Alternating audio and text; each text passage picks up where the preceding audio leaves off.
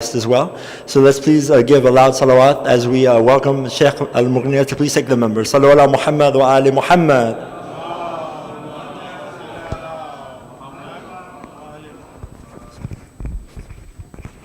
Sallu ala Muhammad wa ali Muhammad. Sorry. Thank you. Shukran.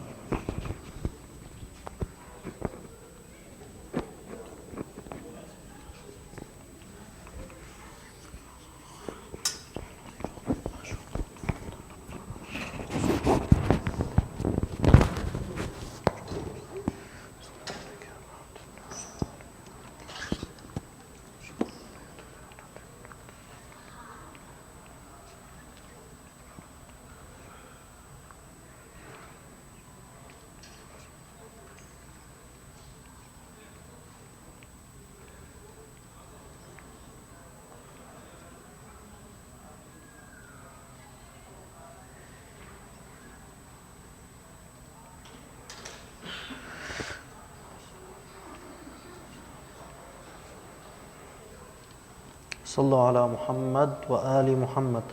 اللهم صل على محمد وآل محمد.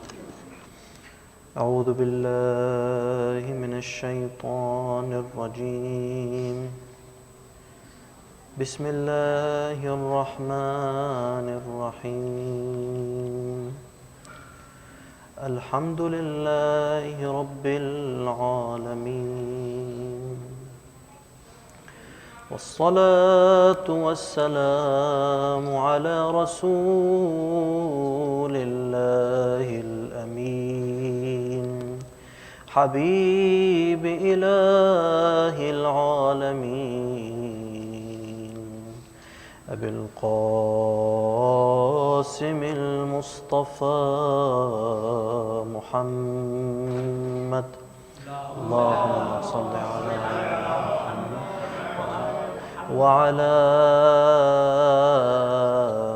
آل بيته الطيبين الطاهرين المعصومين المظلومين. اللهم صل على صلى الله عليك يا أبا عبد الله، صلى الله عليك يا أبا عبد الله، صلى الله عليك يا أبا عبد الله. I seek refuge with God Almighty from the accursed Satan, who makes this test of life just that much more difficult for me. I begin in the name of God, the Beneficent, the Merciful. All thanks, all praise, all appreciation, all gratitude is due to Him, Lord of all possible worlds. Whether it's the universe or the multiverse, whether it's this realm or any other realm, Lord of all realms. He is the one who blessed us with our very own existence, our very own being. Not only did He bring us into this world to begin with, He continues to power us up with existence at every single second, such that if He were even to stop powering us up for a single moment, just as this light bulb would go out if electricity were to be cut off from it for a single moment, similarly, if God were to stop powering us up with existence even for a split second, we would no longer be. Indeed, then we say, with every blink of an eye, with every moment, whether I pay attention or I do not, all thanks, all praise is due to God. And I ask God Almighty, who blessed me with the ability to make choices and exercise my free will, very different than this podium here, very different than this cup, very different than the inanimate objects that we see around us.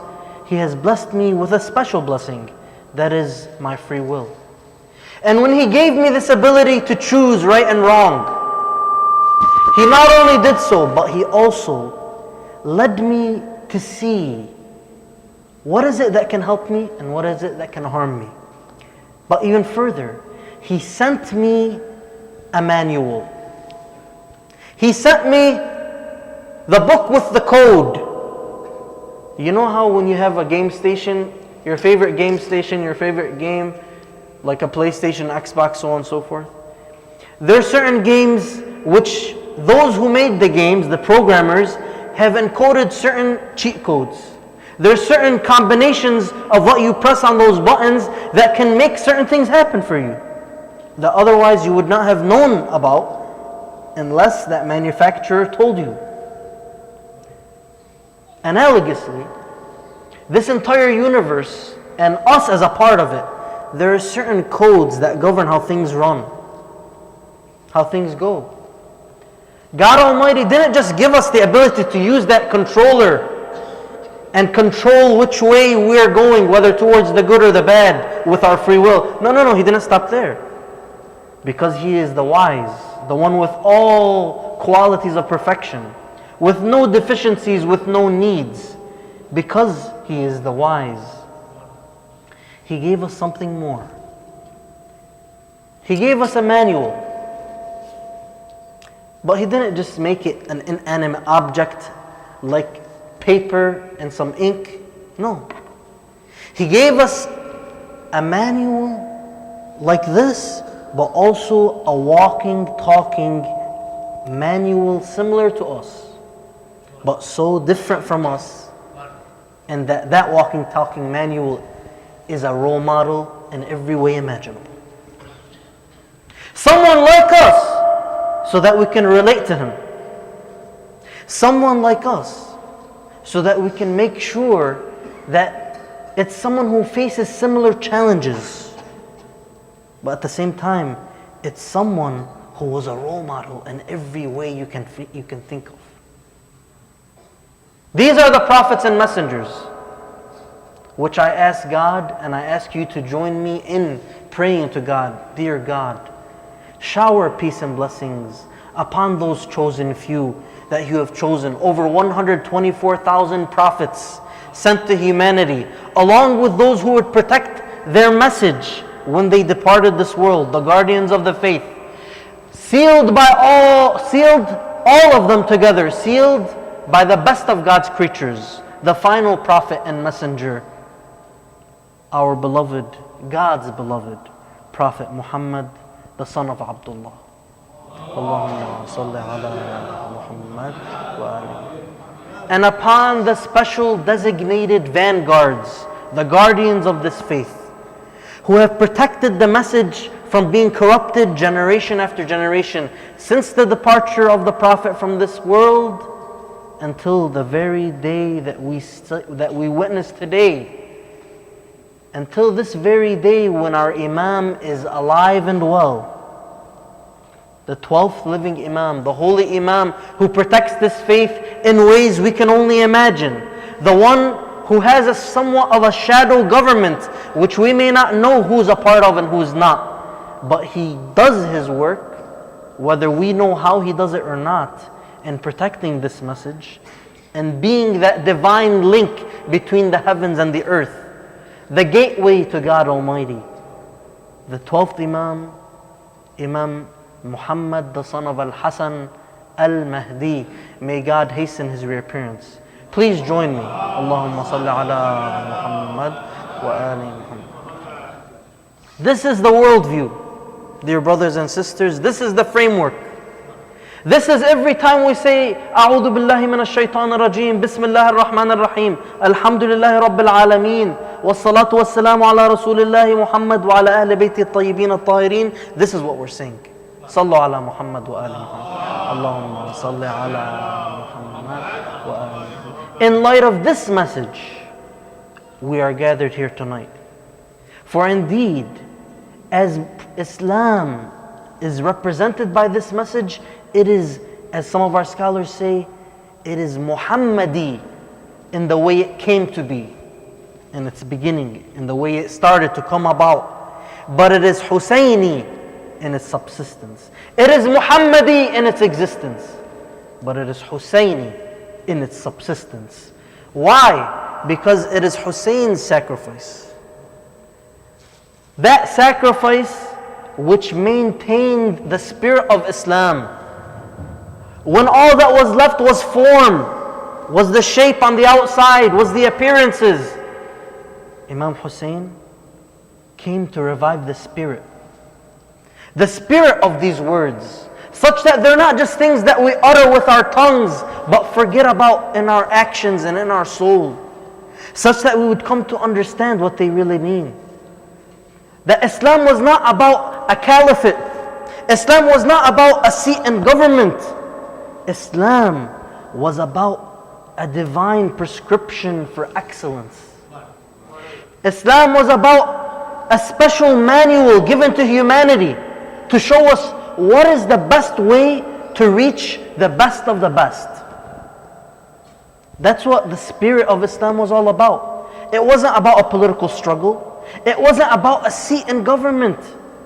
And Imam Hussein, with his sacrifice, and with all of the noble souls that were along there with him, showed us this not only in their words, but in their actions.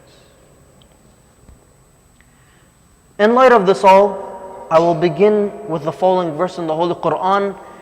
And just as an overview, the topic for tonight revolves around the purpose of our creation. Why did God make us? If He has no need for us, then why make us at all? And that's what this verse revolves around, and we'll continue for the rest of the discussion. And hopefully in the next 2 nights, we'll continue talking about how to achieve that purpose. Tonight is about what is the purpose. And we'll start talking about how to achieve that purpose. In the next 2 nights, we'll continue the discussion on how to achieve that purpose through something called the science of ethics, ilm al-akhlaq. I'll begin with the Holy Quranic verse. Please bless this gathering. Help by asking God to bless this gathering with the beautiful aroma of salawat ala Muhammad wa ali Muhammad. Allahumma salli ala Muhammad wa ali Muhammad. أعوذ بالله من الشيطان الرجيم. بسم الله الرحمن الرحيم. وذكر فإن الذكرى تنفع المؤمنين. وما خلقت الجن والإنس إلا ليعبدون. God Almighty says, and remind, for indeed the reminder benefits the believers. And it continues, and I have not created the jinn or the humans except such that they may worship me. Interesting. So first, it's talking about, well, I've heard this before, haven't I? But then the Quran tells us, remind them, for indeed the reminder benefits the believers. So whenever I think, well, why do I have to say the same things in prayer 5 times a day? I repeat the Surah Al-Fatiha how many times? Twice at least in every prayer, and for every prayer there's 5 prayers a day. The same Surah Al-Fatiha I'm repeating. And in every ruku', bowing down to touch my knees before God Almighty in humility, I say Subhanallah. At least once in every ruku' I say Subhana Rabbiyal Azim wa bihamdih. Or at least I say Subhanallah 3 times, for example. Similarly in sujood. Furthermore, some may say, well, why do you keep remembering Imam Hussein every single year? It's another thing that we're repeating over and over again. Well, haven't I heard this before? Why do we have to repeat things that we've heard time and time again? The verse answers us, remind, for indeed the reminder benefits the believer. But then what's more interesting, arguably, is what follows in the verse. The next verse, it says, I have not created the jinn or the humans except, what's the purpose? He tells us, لِيَعْبُدُونَ, that they may worship. The commentators of the Holy Quran describe, worship here does not benefit God Almighty. Because at the end of the day, if God needed us, then He wouldn't really be God. Because God is the one who is above all. He is the one who created everything. He has everything. And that's how He was able to give something. If He needed something, He would have already had it. There's no making sense of saying that He needs.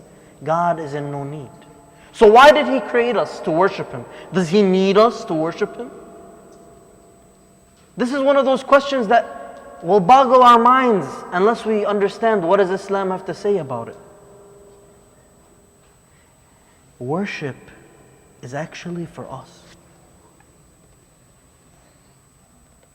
The commentators say worship is the means through which a person can become disconnected from everything else and realize the truest of beauty. The truest of all beauty imaginable. It's through worship that a person can disconnect from everything else and truly connect to the deepest connection we have. The connection that is powering up our existence at every single moment. If we just closed our eyes for a moment, let go of all of our wandering thoughts, and felt what it means that in every single moment, I need the one who is giving me, empowering me up with existence. That feeling, that sense, is expounded when we worship God. Properly, of course. So why does God want us to reach that state? Why does God want us to reach this level of true worship? Well, here, let me ask you. I'll give an analogy. Why do you go to school? Why do you get a job? Why do you want to provide sustenance for your family? Why do you want to provide for your family? Why do you want to have nice things around you? At the end of the day, what's the end? What's the question? What's the final answer? You're going to end up saying something like, because I want to be happy, because I want to be content, because I want to have a good time, because I want to feel like everything's just right, because I want to feel in harmony with everything else around me, right? Something like that. It's going to end up something like that. But why do you want that itself? Why do you want to feel content? Why do you want to feel happy? Why do you want to feel harmonious with everything else? Why? You might answer me, well, that's a goal in and of itself. It doesn't need anything beyond it. Sometimes you seek something because you want to get to something else. You drink water because you want to quench your thirst. You go to school because you want to get a job. You get a job because you want to make a living. But sometimes you don't do it because you want to get to something else. You rather do it because it is a worthy goal in and of itself. Worship of God is like that. If you were to have a spiritual meeting with God, you got the opportunity to meet the president of the country you live in. That's one thing. You got the opportunity to make your case in front of your boss who's going to give you a raise. That's one thing. But imagine you were able to get a meeting, a spiritual meeting, because God is not physical. God is not a body that you can look and point to in directions, because He's everywhere. He's not limited to time and space. So imagine for a moment you were able to have a spiritual meeting with God. And now you're able to ask whatever you want. what is the best thing you can imagine asking? If you say heaven, I'll ask you, why do you want heaven? If you say, I want castles, I want all these different types of great kinds of feasts and all these different types of pleasures you can imagine, I ask you why though? You're going to end up saying something because you want to feel like everything's just right. You want to feel close as possible to the best thing that you can imagine. Well, here's news for everyone if we haven't realized it already. The best thing that you can imagine is God Himself. Being closer to Him is what true happiness in its deepest sense is. Worship is about that. Disconnecting from everything else and being close to Him. If somebody spent his entire existence, whether physical or non-physical, he spent his entire spiritual journey from the beginning of time till the end of time, till eternity, all doing nothing but trying to get closer and closer to God, it would be an endless journey. Even the ones who we call perfect, those role models that God sent us, the prophets and the imams, even they continue to get closer and closer in this endless journey. So the Quran tells us, I have not created the humans and the jinn and the humans except that they should worship me. So what is He doing? Is He trying to get something out of it? Does He need my worship? Is He gonna gain anything if I disobey Him? Or am I gonna give Him anything if I worship Him? In so many supplications, the imams call out to God and they tell Him, oh God, the meaning of which they relay, if people, they obey you, that doesn't do you any good. And if they disobey you, that doesn't harm you at all. So what is it then? Why did He make everything? It's because He wants the best for us. You might wonder, why does He want the best for us? Well, here I'll end with this idea before I get into how to achieve this purpose. There's two types of people that are generous. Two types. One person is generous because he wants to get something back. He wants people to say he's generous. He wants people to think he's a good guy. He wants people to look to him and think, yeah, he's a generous man. Or it may not be bad. Those are bad intentions, of course.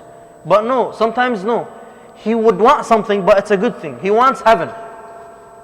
He gives generously because he wants to gain paradise.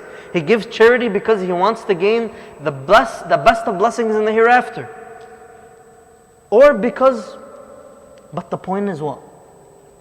This first type of individual, whether he's doing it for a bad intention or a good intention, he's doing it because he wants to get something out of it. But there is a second type of individual, and here's what I'm trying to get at. There's a second type of individual who does stuff, he's generous, not because he wants something. He doesn't want anything. He neither wants something with a bad intention, nor does he want something with a good intention. All he wants to do is be generous for generosity's sake. He's generous for generosity's sake. He's kind for kindness' sake. He's good to others just because it's good to be good. That's all. That's the only reason. You ask him, why did you do that? You have an ulterior motive? Do you want something out of that? Are you trying to gain influence on others? Are you trying to improve your reputation? What are you trying to do? If you look inside of this person's heart, you'll find nothing but he's doing it because it is a worthy cause in and of itself. That's it. I brought forth this analogy because we're trying to understand, why did God want to be generous with us? Why did God want to have mercy upon us? Why did God create this entire universe so that we could disconnect from everything and connect to Him? Why did God كتب على نفسه الرحمة? Why did He write it upon Himself, make it incumbent upon Himself to be merciful? Why? We approach the question in a wrong way, dear brothers and sisters. Because there's two types of individuals. One who does it for a reason. He does it because he wants something to get out of it. He wants to get something out of it. But the other type of person is the one who does it because it's a worthy cause in and of itself. God Almighty, He is all the perfection you can imagine, all the beauty you can imagine. He's merciful because that's what's befitting of Him. He's generous because that's what's befitting of Him. That's a worthy cause in and of itself. He doesn't get anything out of it. It's just, that's the right thing to do for Him. This is the beauty that we're living in, that we're swimming in right now. But you see, just as a fish, you can imagine, how much does a fish appreciate the water that it swims in? It may forget about the water because it's been in the water so much. It's basically in the water to such an extent where it doesn't even realize it needs the water. What if the earth was always, basically, what if the sun was always shining on the earth and the earth wasn't rotating? What if there was only day and no night? Would we appreciate the sun? What if the sun is so bright that because of its brightness, you forget because it's so powerful? It's so obvious that people start to actually forget it. This is what they describe, this idea they describe, it's called, it's so obvious that it became hidden. Similar to the idea of the fish in the water. The water, it's so obvious the fish needs it. But the fish, in the fish's mind, doesn't know how important the water is to it until you take it out of the water. And then when it starts to basically latch on to its life, it realizes, it wishes that it was back in the water. Similarly, human beings remember God when they're down in the gutter. May God keep all filth away from you. People remember God when they're in situations where they're reminded of death, when they're reminded of their weakness, when they're reminded of their poverty. When someone is so wealthy that he forgets what it feels like to need, he may forget what it feels like to need God. When a person is always healthy, he may forget what it means and what it feels like to need someone to heal you. But right when that reality strikes us, just as that fish that you take out of the water, that's when we turn back to the true reality that's more real than anything we feel around us. It's more real than the material world. Those who wonder this idea of God is abstract and this idea of a hereafter is beyond us, those are not the ones intact with the reality. Those are the ones drowning in heedlessness. It's when disaster strikes that they wake up. It's when you're on the plane and you're about to die because of the plane crash. That's when everybody calls out to God. And they're each of their languages.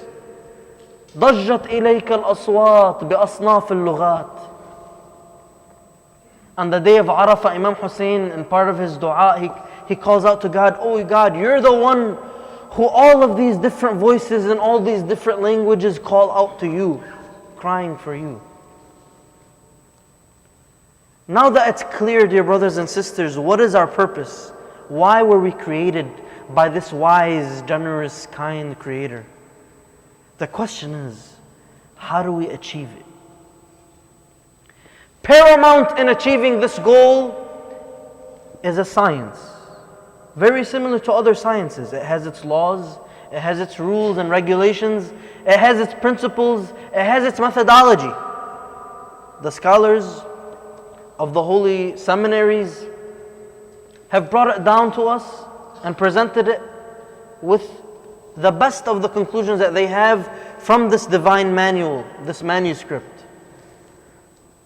And also from the tradition, the practice of the Holy Prophet and the guardians of our faith, the 12 Imams, peace be upon them. Basically, there are three approaches to this science. This science, which talks about how to gain virtue, gain good qualities, and get rid of vice, get rid of bad qualities. What are the roots of the bad qualities? What are the ways to gain the good qualities? How to get rid of the bad qualities? This is what this science is all about. Ilm al-akhlaq, the science of akhlaq. There are three key approaches. Which approach you take, it depends on which approach you feel is gonna be the best that you can connect with. Which approach you can connect with best to achieve this goal. The first approach, and we'll end by talking about these three approaches.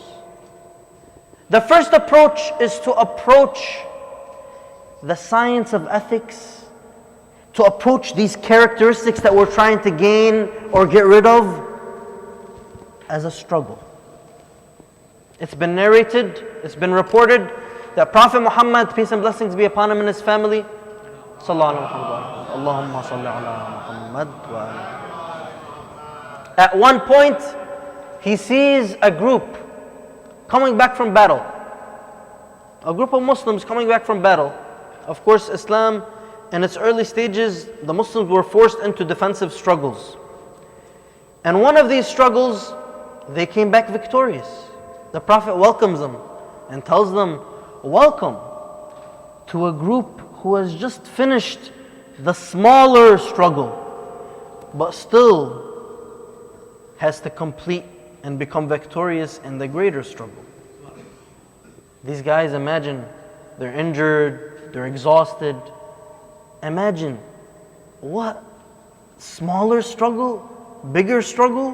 What can be bigger than that? We were facing our own deaths. We could have lost our lives out there. What else is bigger than that? And the Prophet explains, it's the struggle against your own soul. Jihadun nafs. It's a battle against the worst of all enemies. As one of the Imams, peace be upon him, tells us, the worst of our enemies. Allahumma salli ala Muhammad wa ala Muhammad. Allahumma salli ala Muhammad wa ala Muhammad. Peace be upon them.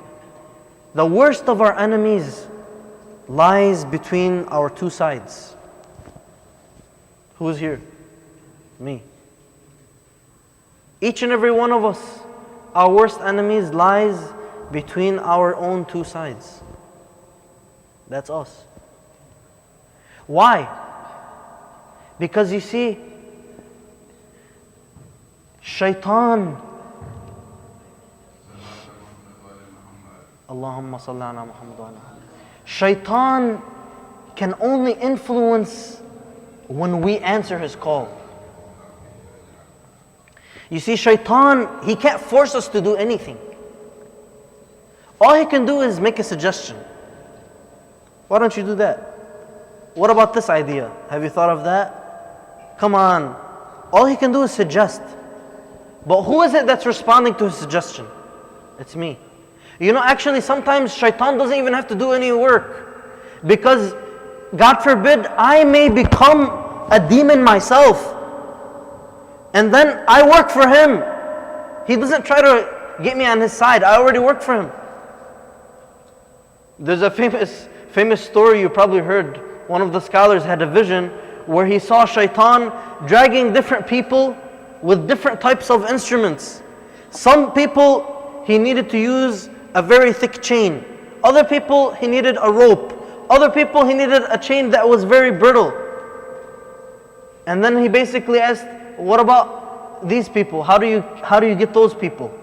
He says, oh, those people, I don't need to use any chains or ropes for them. All I do is I point with my fingers and they come running. Who is it that's making the choice? It's me. Because think about it, just as a side point, just on a metaphysical side note, just as a scientific issue of scholarship here. If a person was forced by shaitan, would it make sense that God would punish us? Why are we going to be punished for something we're forced to do? That would be contrary to divine justice.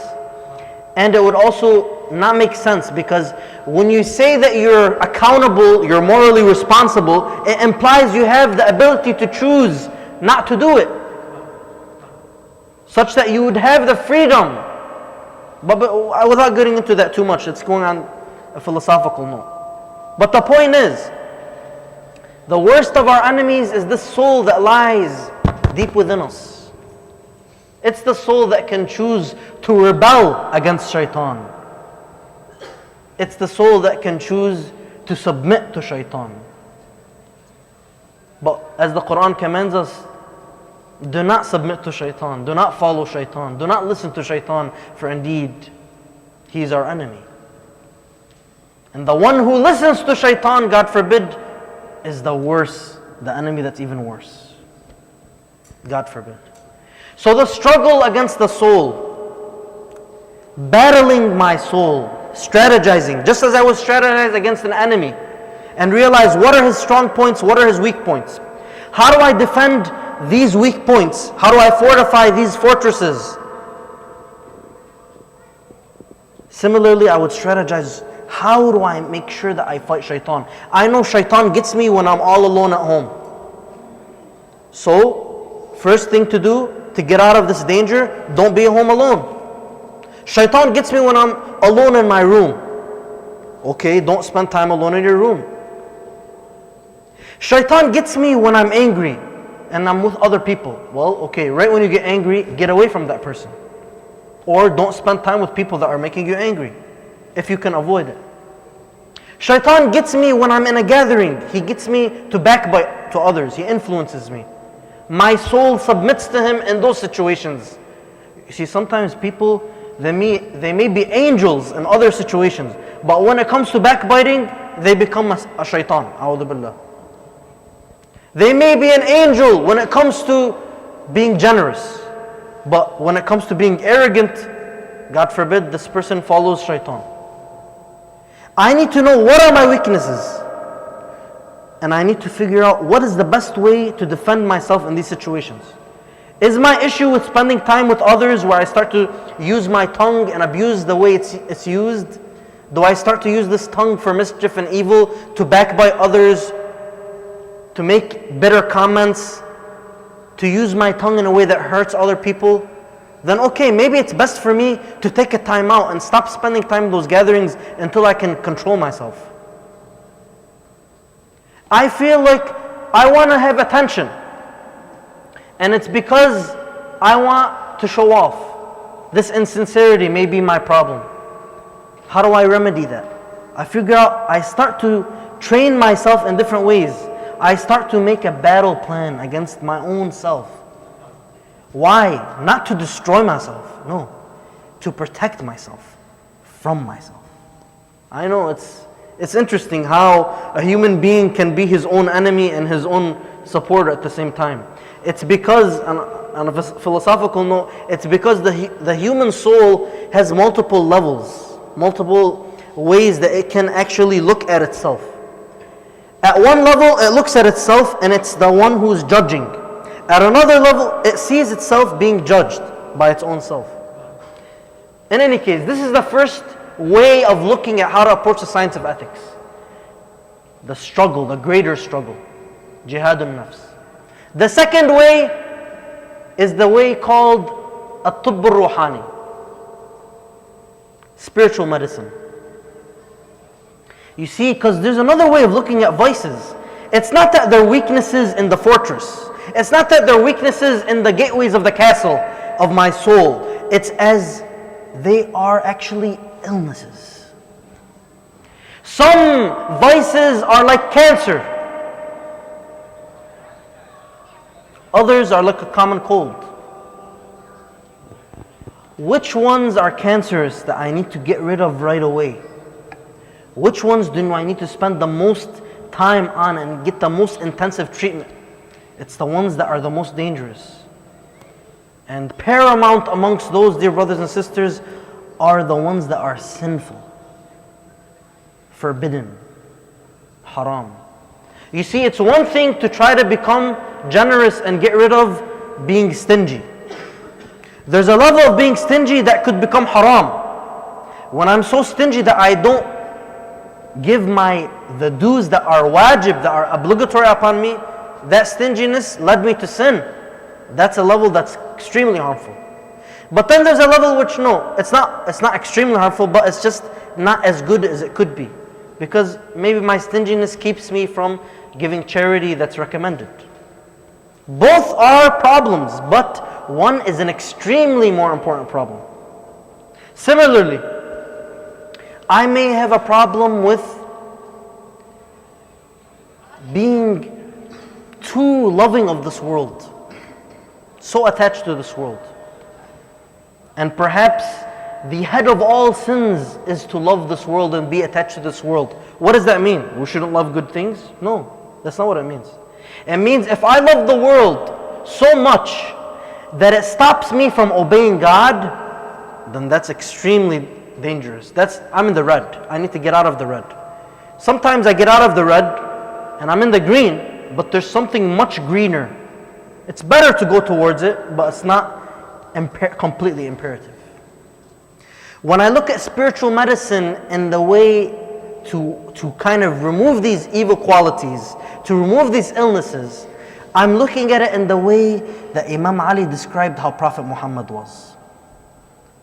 Imam Ali is narrated to have described Prophet Muhammad as a physician who would go around with his medicine.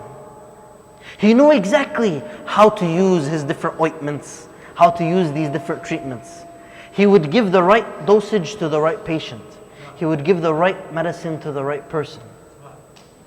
This is the way of spiritual medicine. The Holy Quran supports this notion of spiritual medicine. When it talks about those people who are committing sins, those people who are far from God, it says, فِي قُلُوبِهِمْ مَرَضٍ. In their hearts, there is an illness. An illness as opposed to what? A cure, a treatment. The Imams, peace be upon them, tell us these hearts, they rust just like metal, just like iron rusts. These hearts of ours rust. And what is the way to get rid of that rust? To polish the mirror of that heart? It's by remembering God. Recitation of the Holy Quran. By remembering that our time here is limited, so we must gain our provisions. Gain our provisions. وَتَزَوَّدُوا فَإِنَّ خَيْرَ الزَّادِ التَّقْوَى. And put together your provisions. Pack your bags, and the best thing you can pack your bags with is taqwa. And with that, I'll get into the third approach. Because indeed, the third approach is about a spiritual journey in which you're packing your bags for that journey to meet Almighty God. As I mentioned in the beginning, it's not a physical meeting. God is not in one place and not in the other. God is beyond time and space. He is above these dimensions that we experience because He's the one who caused them to exist. He's in control, beyond and above, surrounding, encompassing in every way you can imagine. So He's everywhere and every time, but not limited to time or space. What about this spiritual meeting with God? This spiritual meeting with God, that journey towards it, is the third way of how to approach the science of ethics. It's about, what do I want to take with me on that journey? If you were going to meet your role model, your hero, your favorite sports player, your school president, the best president you can imagine in US history, in world history, you're going to have a meeting with him. What do you think of doing? How do you dress up? What do you prepare? Do you think of what you're going to say to the person? Do you dress in a way that they don't like? Do you bring them a gift? Do you not? These are different questions you might think of. So put those questions and bring them to the question about God. If you were to have a meeting with God, what would you take with you? The Quran tells us, وَتَزَوَّدُوا فَإِنَّ خَيْرَ الزَّادِ التَّقْوَى. Pack your bags, gain your provisions, and the best of provisions is taqwa. The Imams tell us taqwa is to be found where God wants to find you, and not to be found where He does not want to find you. God wants to find you in the masjid. He does not want to find you in places where He's disobeyed. God wants to find you where it's going to be spiritually healthy for you. He doesn't want to find you in a place where you're killing yourself spiritually. He doesn't want to find you in a place where you're gaining contagious illnesses. He wants to find you in a place where you're treating your illnesses, in the spiritual hospital, in the spiritual recreation zone. He wants to find you where He is obeyed, not where He is disobeyed. This is taqwa. So if you want to pack your bags with anything, getting ready for that spiritual journey, the Quran tells us, pack it with taqwa.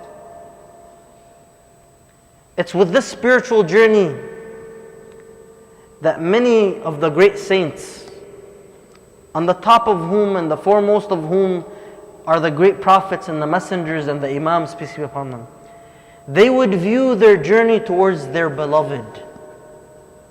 That's how they would approach their journey in life. It's their journey towards the one they love the most.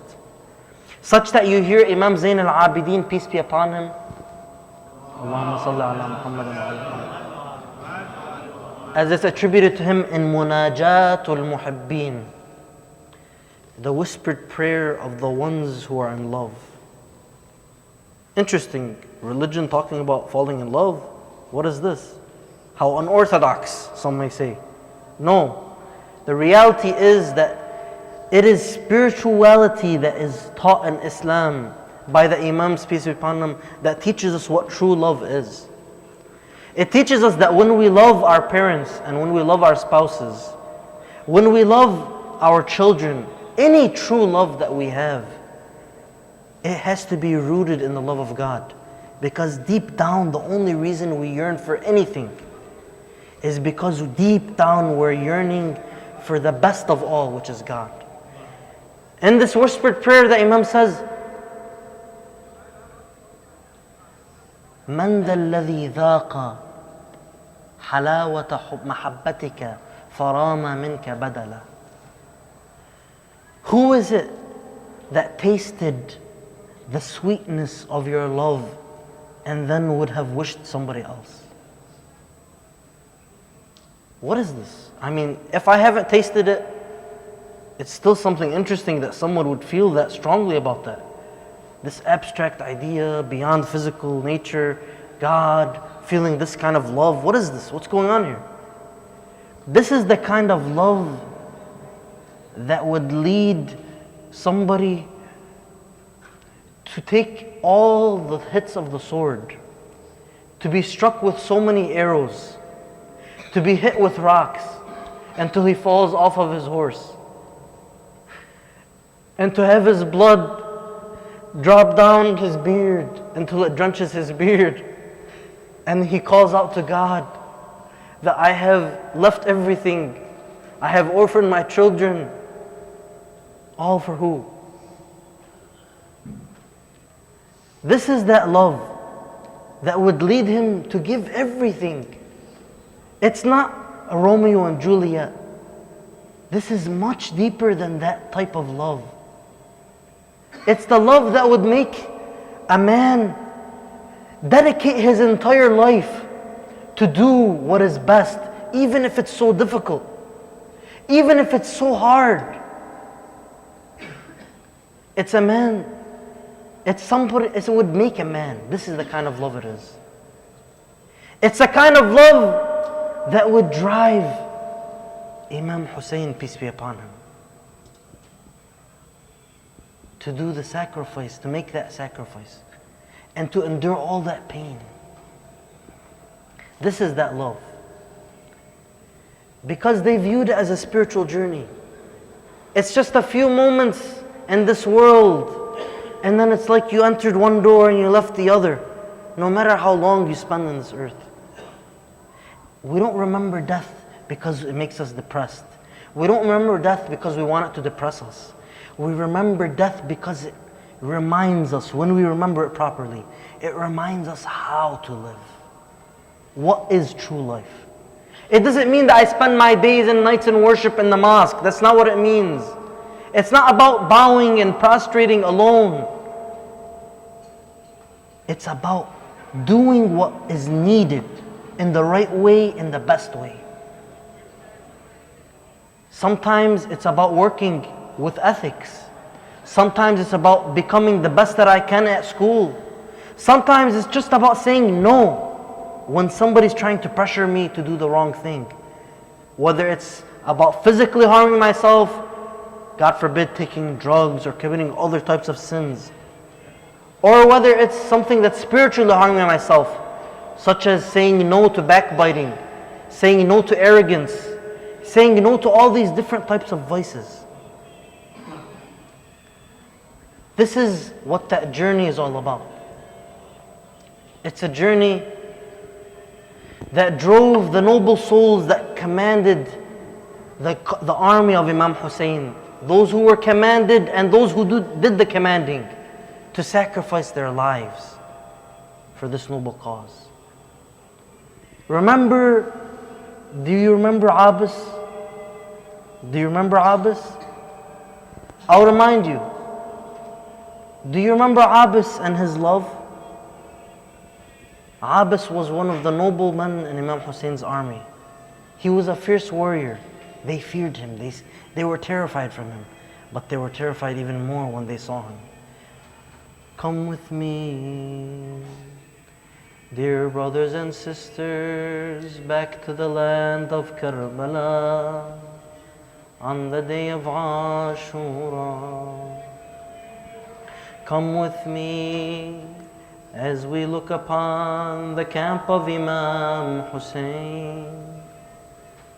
Can you imagine each of those companions going in to fight, one after the other, each fighting so valiantly, giving up their souls for the cause of Imam Hussein, to safeguard this faith for all future generations, to fulfill the purpose of this entire existence? Imagine them moving forward with this deep insight, with this piercing vision. They would drive forward into the battlefield, seeing the blindness in the eyes of their enemies. What's wrong with these people? Don't they hear what we have to say? Don't they understand that what they're doing is wrong? Why don't they leave Imam Hussein alone? Don't they realize that this is the noble role model sent by God? Oh, how low does humanity go when they fight the grandson of their Prophet Muhammad? Imagine then comes the turn of Abbas, this noble warrior. They look at him, they see Abbas. Abbas goes down into the battlefield and he calls out for a challenger. Who will face me? Who will challenge me one on one? Who will be a man today? Who will challenge me and face me like a man? Imagine Abbas. And they're all looking at him, they're terrified. Nobody wants to go and face him one by one. Nobody wants to go and challenge him on his own. They're terrified because they fear his spirit. They fear this noble heart of his.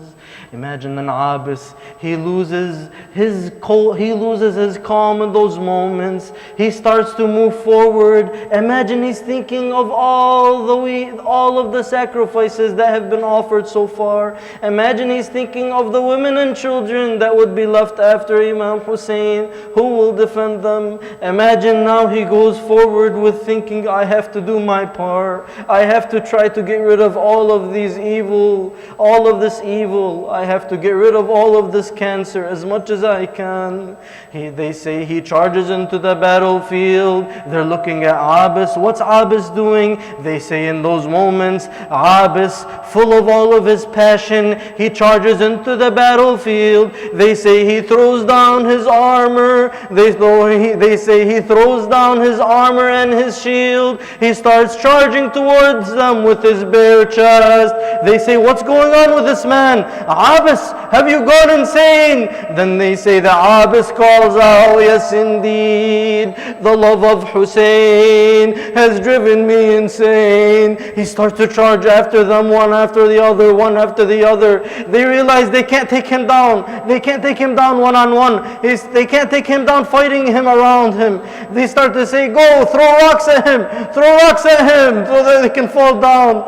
Then they start to throw rocks at Abis. Imagine, dear brothers and sisters. But dear brothers and sisters, let me take you to another image of love on the day of Ashura. Do you remember in those last moments of Imam Hussein? Let me ask you, if you knew that your son was on a battlefield, drenched in his blood, if you knew that there was no one else to help him, imagine the heart of Lady Fatima. Imagine the heart of Lady Fatima as she saw her son. The spirit of Lady Fatima, imagine how she's looking upon the battlefield after Imam Hussein was butchered on the day of Ashura. They say one of the companions of Imam al-Rida, our 8th Imam, he recites some poetry in front of the Imam. And the Imam, he starts to cry. What did he say?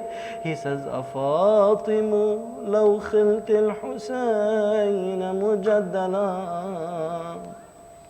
وَقَدْ مَاتَ عَطْشَانًا بِشَطِّ فُرَاتِ. Oh Fatima, if only you had seen Hussein lying down on the ground, and he died thirsty while he was right by the Euphrates River. What would you have done? What would you have done, O Fatima? إِذَا لَلَطَمْتِ الْخَدَّ فَاطِمُ عِنْدَهُ. Oh, then Fatima, surely you would have slapped your cheeks, lamenting over him. وَأَجْرَيْتِ دَمْعَ الْعَيْنِ فِي الْوَجَنَاتِ. And your tears would have dripped down your face. ألا لعنة الله على القوم الظالمين وسيعلم الذين ظلموا آل بيت محمد أي منقلب ينقلبون والعاقبة للمتقين والحمد لله رب العالمين. اللهم صل. Ya Allah, we ask you for the love of Imam Hussein. Grant us the success to be amongst those who sincerely serve Imam Hussein. We ask you the best of that which you bless the best of your servants. We ask you to protect us from all evil. We ask you to give us the knowledge, the love, and the will to do what's right. Grant the requests of the believers across the globe. Guide the misguided. O Allah, we ask you to hasten the reappearance of our holy 12th Imam, to perfect the imperfections that we have, and to bless all of our gatherings with your purest of blessings. We ask you to complete your favor upon us and to gift the rewards of these gatherings to the Imam of our time, to make him pleased with us, to help us to have the sincerity to do what you want us to do before we depart this world. Do not let us leave this world until you are pleased with us. We ask you for the sake of Prophet Muhammad and his family. Oh Allah, if I knew that anybody were closer to you than Prophet Muhammad and his family, I would have asked you for their sake. But I ask you for the sake of the ones who are close closest to you. For the sake of Prophet Muhammad and his family, perfect the little that we have to offer with your bounty. And the less of our prayers is Alhamdulillahi Rabbil Alameen. Wassalatu wassalamu ala Rasulillahi Muhammad wa ala ahli baytihi at-tayyibin at-tahirin. Allahumma salli ala Muhammad wa ala